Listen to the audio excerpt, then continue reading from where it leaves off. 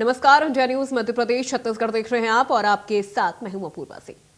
HPV टीकाकरण अभियान को लेकर मुख्यमंत्री डॉक्टर मोहन यादव ने कहा है कि प्रधानमंत्री नरेंद्र मोदी के नेतृत्व में पूरे देश में प्रिवेंटिव हेल्थ केयर को सशक्त करने की दिशा में निरंतर काम हो रहा है। इसी कड़ी में सर्वाइकल कैंसर की रोकथाम के लिए एचपीवी टीकाकरण अभियान प्रारंभ किया गया है। मध्य प्रदेश सरकार प्रधानमंत्री मोदी के मार्गदर्शन में स्वास्थ्य के क्षेत्र में दृढ़ता के साथ काम कर रही है। भारत बेटियों को कैंसर जैसी गंभीर बीमारियों से बचाने की दिशा में ठोस कदम उठा रहा है।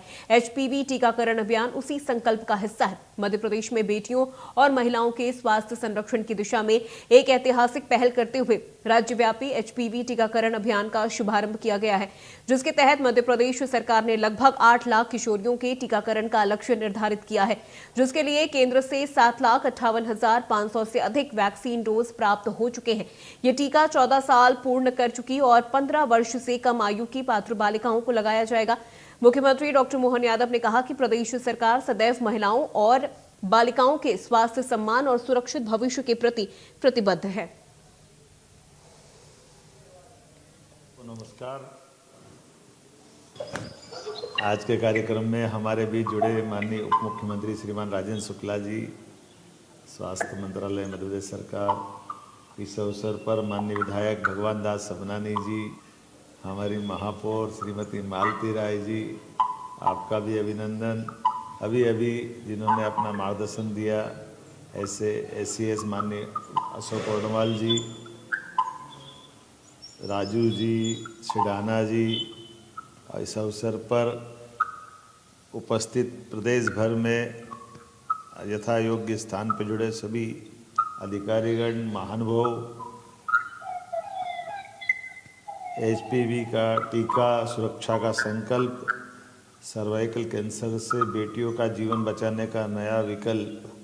सच में ये जो आज के समय में यशस्वी प्रधानमंत्री के नेतृत्व में जिस प्रकार से हर एक क्षेत्र में पर्याप्त ध्यान दिया जा रहा है, ऐसे में हमारी सरकार के माध्यम से माननीय मोदी जी के आशीर्वाद से बेटियों की रक्षा को लेकर के ये जो अभियान चलाया जा रहा है, ये टीकाकरण HPV टीका में खासकर मैं मान के चलता हूँ कि बेटियों के, महिलाओं के स्वास्थ्य, सम्मान और उनके सुरक्षित भविष्य के प्रति न केवल प्रतिबद्धता है, बल्कि गर्भाशय, ग्रीवा के कैंसर जैसी जानलेवा बीमारी के विरुद्ध एक युद्ध के समान है।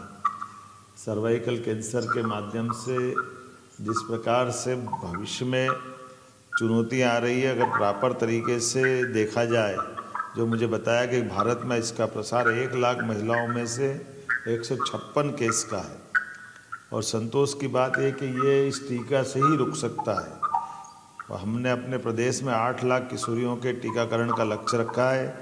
इस हेतु भारत सरकार से 7,58,500 से अधिक डोज भी हमको मिले।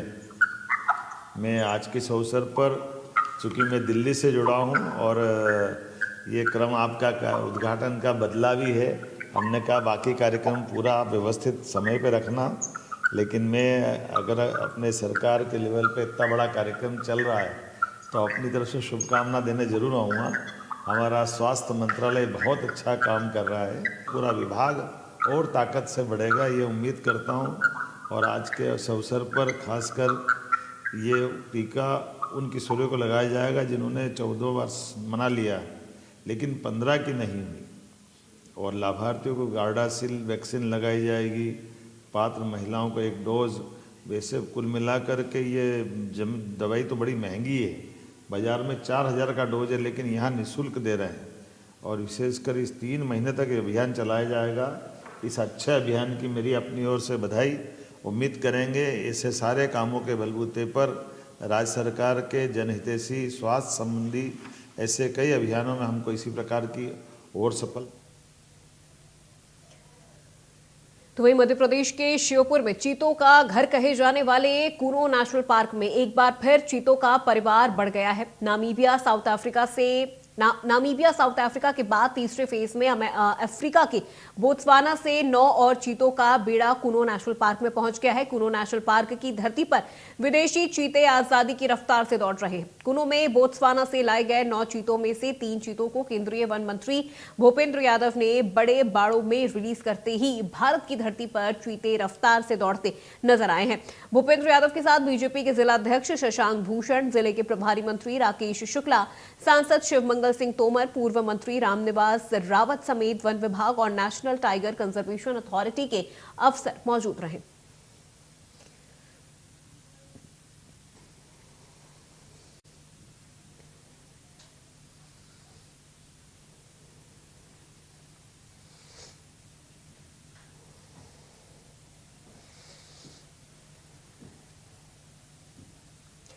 और अगली बड़ी जानकारी बालाघाट से, जहां 2.79 करोड़ रुपए की धान हेराफेरी का मामला, जहां ईओडब्ल्यू जबलपुर ने दर्ज किया है मामला। आधा दर्जन अधिकारी और कर्मचारी आरोपी पाए गए हैं। सचदेव राइस मिल संचालक पिता पुत्र भी आरोपी बनाए गए हैं। शासकीय धान के कस्टम मिलिंग में हेराफेरी की गई है और अधिक भुगतान का भी आरोप यहां लगा है और जांच के बाद अभी और भी खुलासे होने की संभावना जताई जा रही है।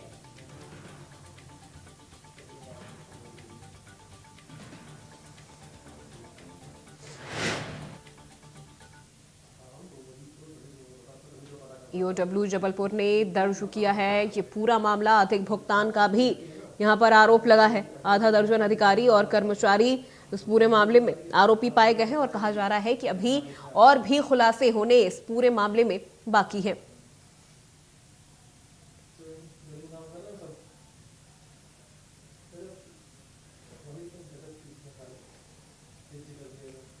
ईओडब्ल्यू जबलपुर ने ये पूरा मामला दर्ज कर लिया है और अधिक भुगतान का भी आरोप लगाया गया है। सचदेव राइस में ये घोटाले का मामला। राइस मिल के संचालक के खिलाफ में ईओडब्ल्यू द्वारा मामला दर्ज किया गया है। 2 करोड़ 79 लाख से जुड़ा यह मामला धान की मिलिंग के दौरान कथित हेराफेरी और अधिक भुगतान से जुड़ा हुआ है, जिसमें सचदेवा राइस मिल के संचालक प्रकाश सचदेवा और उनके बेटे समीर सचदेवा के खिलाफ ईओडब्ल्यू में मामला दर्ज हुआ है। जबलपुर की आर्थिक अपराध अन्वेषण ब्यूरो ने मामला दर्ज किया है, जिसके साथ साथ 7 से अधिक ऐसे अधिकारी कर्मचारी जिनके खिलाफ भी मामला दर्ज किया गया है, जो विपणक संघ से जुड़े हुए हैं, जिसमें वीरेंद्र रघुवंशी है, विवेक तिवारी है और इसके अलावा अन्य ऐसे पीयूष माली भी है और इस तरह से अन्य अधिकारी कर्मचारी हैं जिनके खिलाफ ईओडब्ल्यू ने मामला दर्ज किया है। 2024 में इस तरह का ये मामला सामने आया था। इसके पश्चात शिकायत हुई, शिकायत के बाद जांच हुई और जांच में प्रथम दृष्टया 2 करोड़ 79 लाख की धान मिलिंग के दौरान कथित हेराफेरी और उसके भुगतान से जुड़ा हुआ यह पूरा प्रकरण है। क्योंकि अब आर्थिक अपराध अन्वेषण ब्यूरो ने मामला दर्ज कर लिया है, तो इसके पश्चात अब आगे कार्रवाई होने वाली है। आगे कार्रवाई किस तरह से होती है तो आगे समय ही बताएगा, लेकिन फिलहाल में राइस मिल संचालक पिता पुत्र प्रकाश सचदेवा और समीर सचदेवा और उसके साथ साथ अधिकारियों के खिलाफ मामला दर्ज कर लिया गया। बालाघाट से इंडिया न्यूज। तो वहीं प्रदेश में स्कूलों में हुए कथित घोटाले को लेकर शिक्षा मंत्री राव उदय प्रताप सिंह ने बड़ा बयान दिया है। उन्होंने कहा कि बच्चों के लिए भेजी गई राशि में गड़बड़ी या फर्जीवाड़ा करने वाले शिक्षक, जिला शिक्षा अधिकारी और स्कूल शिक्षा विभाग के जिम्मेदार अधिकारियों को बख्शा नहीं जाएगा और दोषी पाए जाने पर जेल भेजा जाएगा। मामला सिवनी जिला के केवलारी विधानसभा क्षेत्र के 96 स्कूलों से जुड़ा है, जहां विधायक निधि से खरीदी गई स्मार्ट सामग्री में गड़बड़ी के आरोप हैं। पीएम श्री स्कूल खैरा पलारी बुढ़ेना और कन्या शाला बरघाट की फाइल कार्रवाई के लिए डीपीआई भोपाल भेजी गई है, जबकि अन्य स्कूलों की जांच फाइल जिला स्तर पर दबाए जाने के आरोप है। मंत्री के सख्त रुख के बाद अब दोषी अधिकारियों पर कार्रवाई होती है या नहीं, ये देखना होगा।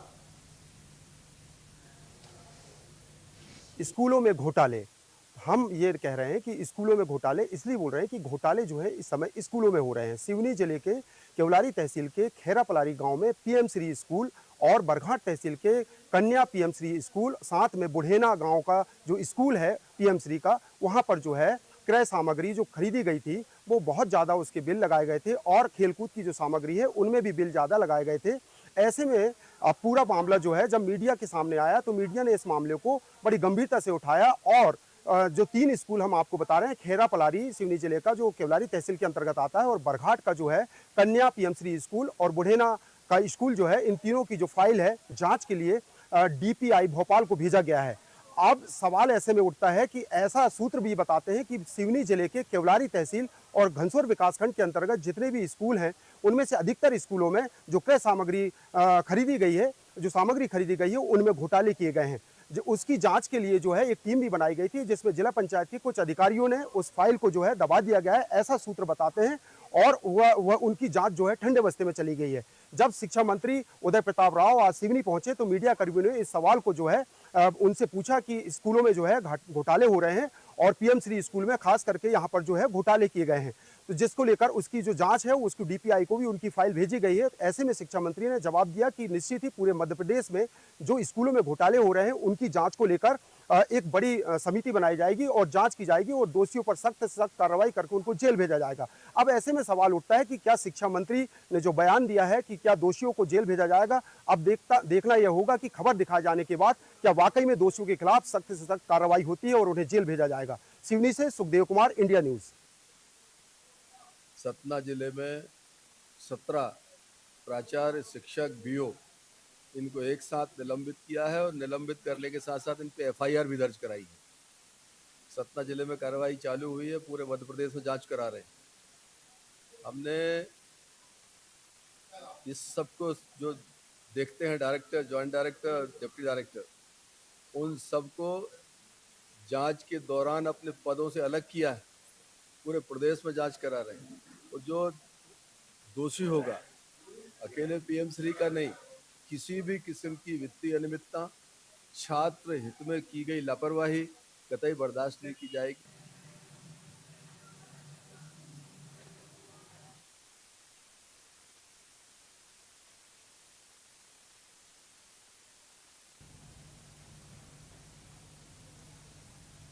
तो वही शहडोल के विचारपुर स्थित शासकीय ज्ञानोदय आवासीय विद्यालय में 12वीं के छात्र सुमित चौधरी की मौत से हड़कंप मच गया है। अनूपपुर जिले के ग्राम प्यारी निवासी सुमित बीमार था, लेकिन परिजनों को समय पर सूचना नहीं दी गई। हालत बिगड़ने पर अस्पताल में भर्ती कराया गया, जहां मलेरिया, टाइफाइड और पीलिया की पुष्टि के बाद उपचार के दौरान उसकी मौत हो गई। सुमित जेईई परीक्षा भी पास कर चुका था। मामले में जनजातीय कार्य विभाग के छात्रावास अधीक्षक नील शरण सिंह को निलंबित कर दिया गया है और 3 सदस्यीय जांच समिति गठित की गई है। इधर पिता रूपन चौधरी ने भावुक अपील करते हुए कहा कि मेरा लाल तो चला गया, अब किसी और का सपना मत मारिए। घटना ने छात्रावासों की व्यवस्था और स्वास्थ्य निगरानी पर सवाल खड़े कर दिए हैं।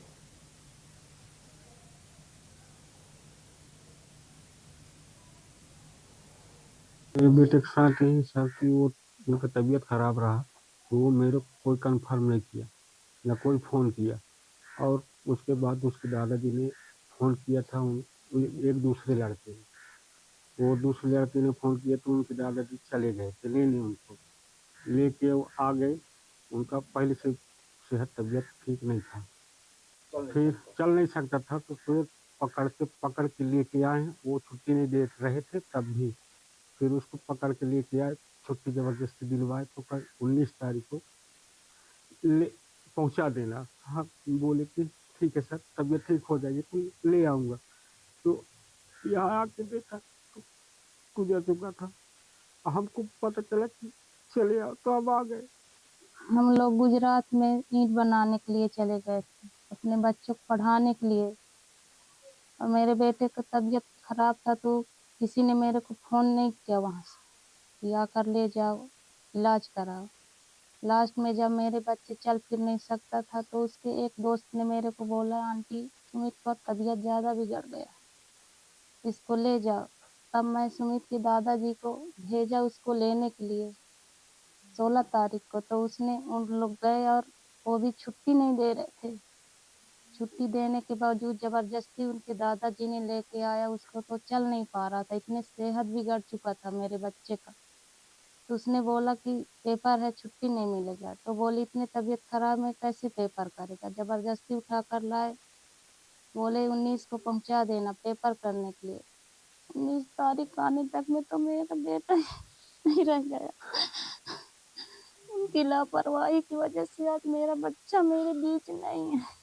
ज्ञानोदय विद्यालय में सुमित चौधरी नाम में लड़का 12वीं में अध्ययनरत था।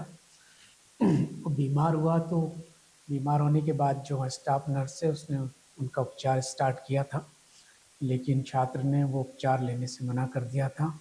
फिर 16 तारीख को बच्चों ने उनके घर पे सूचना की थी, तो उनके दादाजी लेकर आए और फिर उन्होंने अपने स्तर से उसका उपचार कराने की कोशिश की। तो बच्चे की जो मृत्यु है वो हॉस्टल में या स्कूल में नहीं हुई, वरन की उनके गांव में हुई है। तो ये देखा गया कि जो उसका उपचार डॉक्टर के माध्यम से करा लेना चाहिए था, तो उसमें थोड़ा लेट लतीफ़ हुआ। तो उपचार उन्होंने अपने गांव में कराया, फिर अनूपपुर में कराया गया, फिर बताया गया कि मेडिकल कॉलेज में उसका शिफ्ट किया गया था। तो उपचार के दौरान उसका निधन हो गया था, ऐसा बताया।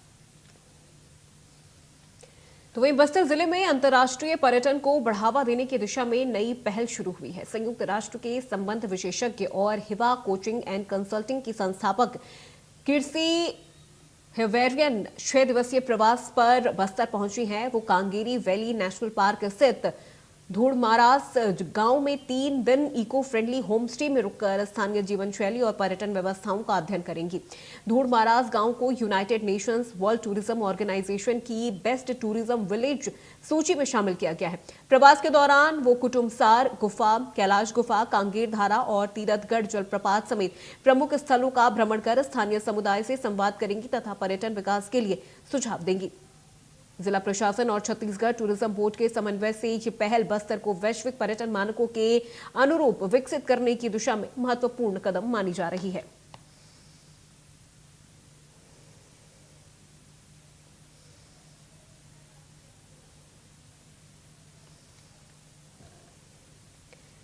सागर में आजाद समाज पार्टी के राष्ट्रीय कोर कमेटी सदस्य दामोदर यादव ग्वालियर में बाबा साहब डॉक्टर भीमराव अंबेडकर की प्रतिमा स्थापित करने के संकल्प के साथ यात्रा निकाल रहे हैं। यात्रा शनिवार को सागर पहुंची। इस दौरान सभा का आयोजन किया गया। सभा को संबोधित करते हुए दामोदर यादव ने कहा कि देश में मनुवादी विचारधारा को लागू नहीं होने दिया जाएगा।